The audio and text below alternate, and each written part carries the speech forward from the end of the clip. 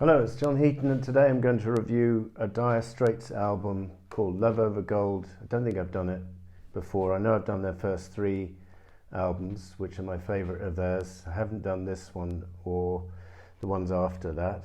So this is the front cover, it's the back cover, and it comes with the lyric sheet.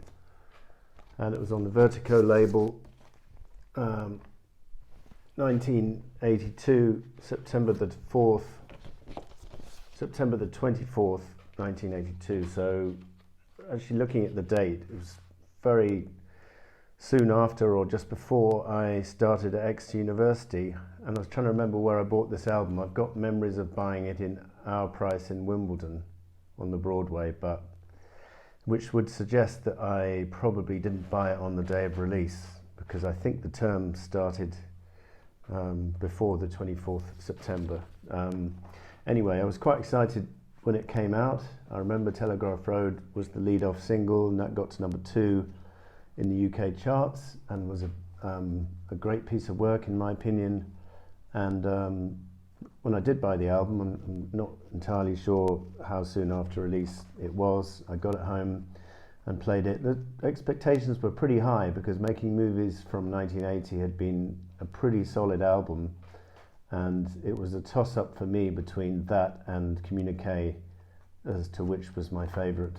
I think today I'd probably give the nod to Communique, although at the time I think it was, I have a feeling I'd got into them slightly retrospectively in the early years at Exeter, in which case I didn't buy the albums as they came out. I think I bought Brothers in Arms the day it came out at Exeter in my final year in '85.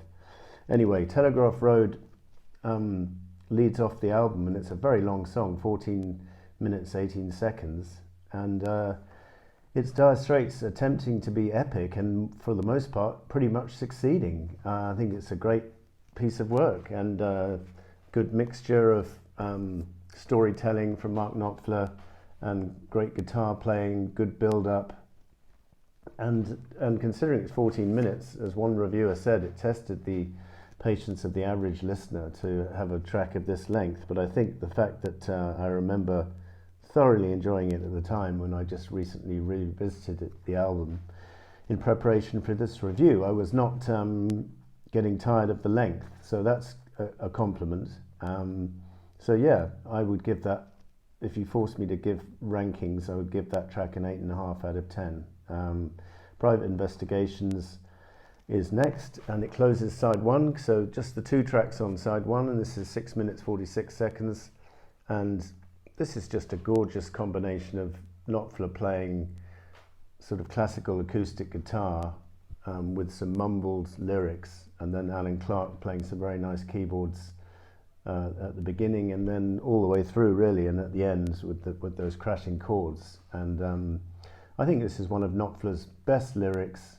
I'm not sure what the song is about, but I always thought it was about obviously some kind of private investigator, but I always imagined it was someone in kind of George Orwell 1984 sort of territory, working for the secret police or the KGB or the equivalent, and sort of having to suss people out around the back and not finding it a very rewarding experience. The lyrics, I think, are very mysterious and quite dark, and very effective the way he mumbles them. It's a mystery to me. The game commences for the usual fee plus expenses. Confidential information, it's in a diary. This is my investigation, not a public inquiry.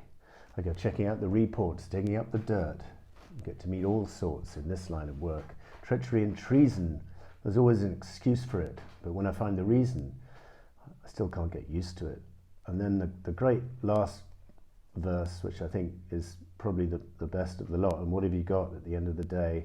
And what have you got to take away? A bottle of whiskey and a new set of lies. Blinds on the window and a pain behind the eyes.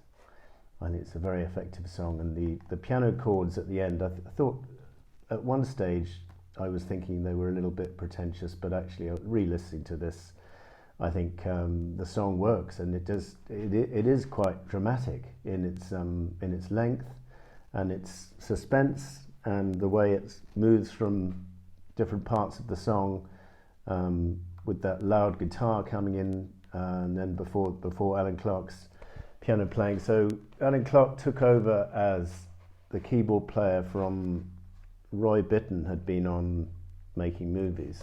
I don't think they had a keyboard player on the first two albums, from memory. This is the last album featuring Pick Withers, the original drummer. John Ilsley is on bass, and they had a new guitarist on board for this album, Hal Lindsey. I think his name is Hal Lindsey, yeah. And on Making Movies, there wasn't a second guitarist on the album, although Hal Lindsey was sorry, Hal Lindes. I knew I'd got it wrong. Sorry, apologies. Hal Lindes, I think is how you pronounce it.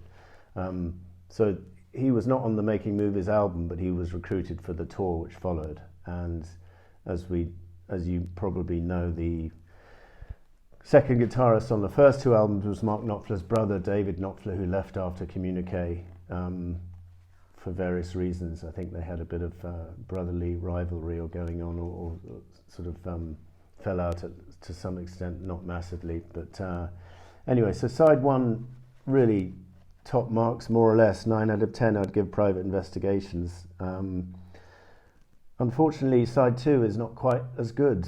You turn it over and you've got one of their silliest tracks of their entire career, Industrial Disease, which was, looking back on it, was kind of almost like the beginning of the end in terms of them going commercial, because I thought after this album, to varying degrees, they continued a downward slide and never recovered the majesty of the...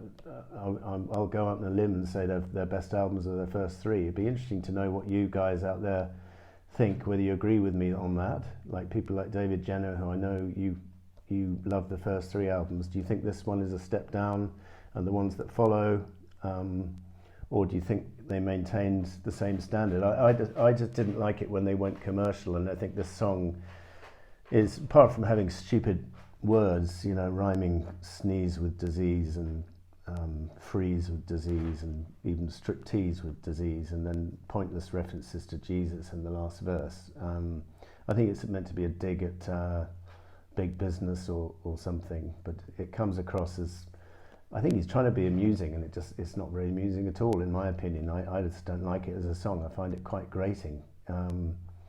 The album recovers with the title track Love Over Gold, which is a nice acoustic number with some gorgeous acoustic guitar playing.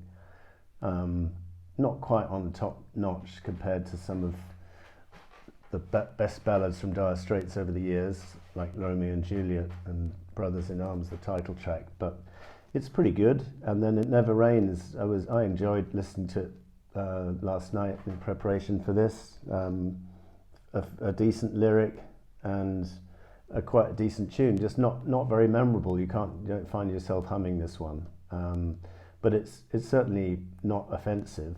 It's just Industrial Disease, which really lets the side down for me. So I'd give those last two songs, maybe 7.5, 8 out of 10. I'd give Industrial Disease a 6, or even lower maybe, just because of the lyrics. And that keyboard sound, or the synthesizer sound, is a little bit too reminiscent of Walk of Life, which I think was about the pits for me in terms of Dire Straits output. Save for one song. This is the Pits was the EP they put out shortly after Love Over Gold. It was called Twisting by the Pool. Had a couple of other tracks on it.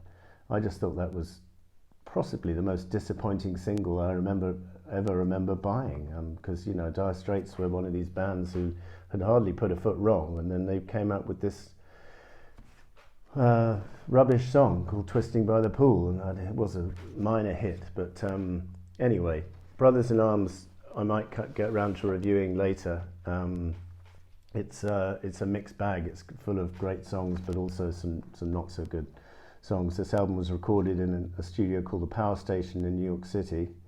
As I say, it came out in 1982. Dire Straits stayed together until I think it was 88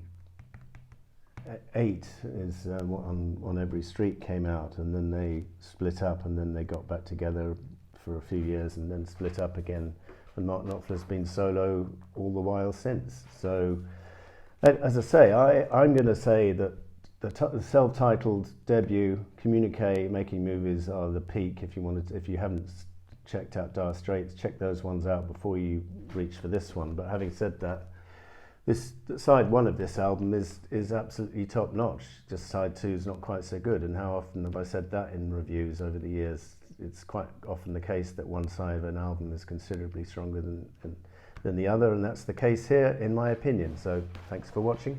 See you next time.